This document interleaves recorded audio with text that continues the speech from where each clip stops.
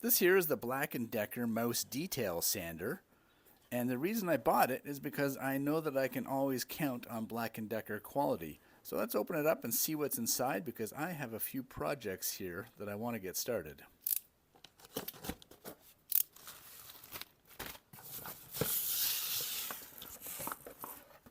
Okay, so we've got the sander, we have a dust collector here, we've got a manual over here, we have some extra sanding blocks, and the best part about these is that they are really plentiful here on Amazon, so you'll never have to worry about running out. Let's set it up and make it work. First I should read the directions. Fairly self-explanatory.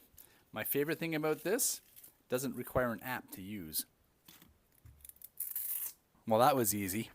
Now, I actually got this for two reasons. One, I'm building a ramp, and I wanted to get the step done over here and make that nice and sanded. And two, well, I'll save that for another video. I gotta wait till it stops raining. Let's get to it. Look